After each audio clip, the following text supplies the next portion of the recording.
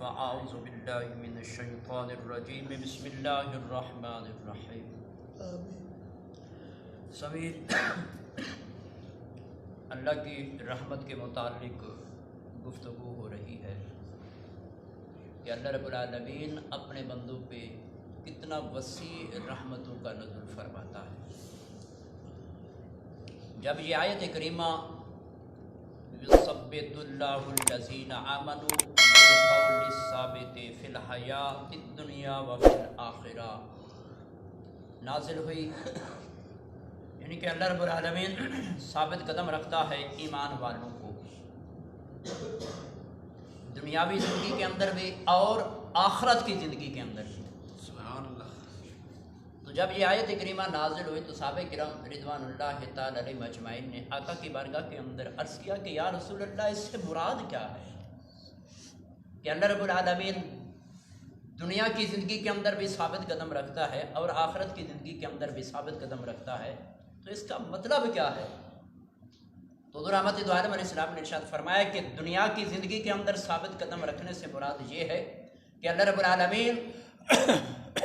اس بندے کو جو دائرہ اسلام کے اندر داخل ہو جاتا ہے تو پروردگار اس کو ایمان کے اوپر ثابت قدم رکھتا ہے۔ اور پھر فرمایا کہ جب بندہ اس دنیا کو چھوڑ کر آخرت کے اندر کا سفر شروع کرتا ہے،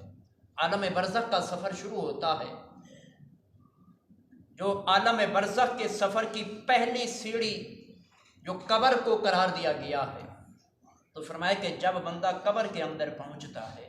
نکیرین اس سے سوال کرتے ہیں تو اللہ رب العالمین وہاں بھی اپنے بندے کو ثابت قدم رکھتا ہے کہ بندہ قبر کے اندر بھی اس بات کی گواہی دیتا ہے کہ اللہ وحدہ لا شریک ہے۔ اور پھر فرمایا کہ وہ بندہ میرے بارے میں جب اس سے سوال ہوتا ہے تو آقا علیہ السلام نے فرمایا کہ اس وقت بندے کو رب العالمین ثابت قدم رکھتے ہوئے میرے متعلق بھی اس سے گواہی دلاتا ہے۔ تو آقا علیہ السلام نے فرمایا کہ یہ ہے دنیا کی زندگی کے اندر اور آخرت کی زندگی کے اندر رب العالمین کا اپنے بندے کو جو دائرہ اسلام کے اندر داخل ہو گیا اس کو ثابت قدم رکھنا۔ تو ایک اور حدیث کے اندر حضرت انس رضی اللہ تعالیٰ عنہ فرماتے ہیں حضور رحمت دو عالم صلی اللہ تعالیٰ علیہ وسلم نے ارشاد فرمایا کہ جب کوئی کافر غیر مسلم مشرک نیکی کرتا ہے تو فرمایا کہ اللہ رب العالمین اس کو اس کی نیکی کا بدلہ دنیا کے اندر اس کے رزق کے اندر اضافہ کر کے دے دیتا ہے۔ اور پھر فرمایا جب کوئی مومن نیکی کرتا ہے تو اللہ رب العالمین مومن مسلمان دائرہ اسلام کے اندر داخل ہونے والے کو اس کی نیکی کا بدلہ اس دنیا کے اندر بھی دیتا ہے اور اس کے لیے آخرت کے اندر ذخیرہ بھی کر لیتا ہے۔ تو ایک اور حدیث کے اندر حضور احمد علیہ السلام نے ارشاد فرمایا کہ اللہ تبارک و تعالی کسی مومن کی نیکی کو ضائع نہیں کرتا۔ تو آگے فرمایا کہ اللہ رب العالمین اس کے بدلے کے اندر دنیا کے اندر بھی اس کو رزق دیتا ہے اور فرمایا کہ آخرت کے اندر بھی اسے اس نیکی کا ثواب عطا فرمائے گا۔ اور پھر فرمایا کہ کافر جو نیکی کرتا ہے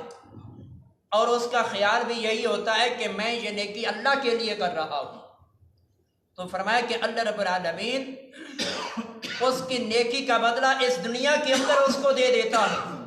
اور فرمایا کہ آخرت کے اندر جب وہ پہنچے گا تو اس کی کوئی نیکی ایسی نہیں ہوگی کہ جس کی اس کو جزا ملے۔ تو دیکھو کہ اللہ رب العالمین ایمان والوں کے اوپر کتنا مہربان ہے کہ پروردگار تو کسی کی نیکی کو ضائع نہیں کرتا، لیکن ایک ہم ہیں کہ خود نیکیاں بھی کرتی ہیں اور پھر اپنی نیکیوں کو خود ضائع بھی کر دیتی ہیں۔ جیسے اگر ہم نے نیکی کی تو ساتھ اگر ہم نے کسی کی غیبت کی، کسی کی چغلی کی، تو ہماری نیکیاں اس کی طرف چلی گئی، تو اس سے ہمارے نامہ اعمال سے تو ضائع ہو گئی۔ ہمیں پتہ بھی نہیں چلا، ہم نے تھوڑا سا زبان کا چسکا پورا کیا، یا لوگوں کے سامنے اپنی چلاکی کا اظہار کیا، یا لوگوں کے سامنے اپنے دبدبے کا اظہار کیا، لیکن یہ ہمارا دبدبا، یہ ہمارا زبان کا چسکا یا ہمارا روب، یہ تو چند دن کا ہے۔ زبان کا چسکا تو چند منٹ کا ہوتا ہے، لیکن اس کا نقصان جو ہم کرتے ہیں وہ بہت بڑا یہی ہوتا ہے کہ ہماری نیکیاں اس کی طرف جس کی ہم نے غیبت یا چغلی کی، اور اس کی برائیاں ہماری طرف۔ تو حکایات کے اندر آتا ہے کہ ایک دن حضرت سیدنا امام اعظم رحمت اللہ تعالی علیہ، آپ کو کسی بندے نے آ کر بتایا کہ حضور فلاں بندہ جو تھا وہ تو آپ کی غیبت کر رہا تھا، آپ کی چغلی کر رہا تھا۔ تو آپ نے اس بندے سے فرمایا کیا تو سچ کہتا ہے کہ واقعی ایسا ہے کہ اس بندے نے میری چغلی کی ہے، میری غیبت کی ہے؟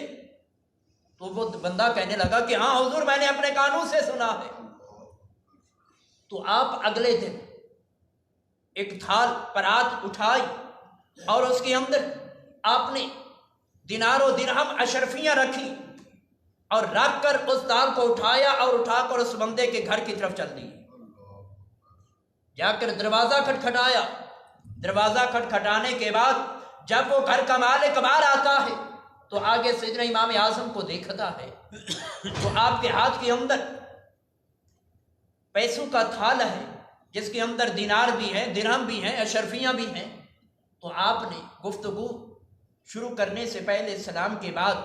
آپ نے وہ تھال اس کی طرف آگے بڑھایا، تو وہ آگے سے سوال کرتا ہے کہ حضور یہ کیسا؟ تو آپ نے فرمایا کہ تو نے کل میرے ساتھ بہت بڑا احسان کیا ہے، تو میں اس احسان کا بدلہ چکا تو نہیں سکتا، لیکن تھوڑا بہت تیری حوصلہ افزائی کرنے کے لیے میں یہ چیزیں لایا۔ تو وہ بندہ بہت پریشان ہوتا ہے کہ مجھے کل آپ ملے نہیں، میں نے آپ کے ساتھ احسان کیسے کیا ہے؟ تو آپ نے فرمایا کہ یہ پکڑو تو صحیح۔ تو جب اس نے وہ تھال پکڑا تو آپ نے فرمایا کہ کل آپ نے میری غیبت کی تھی، میری چغلی کی تھی، تو اس کے صلے کے اندر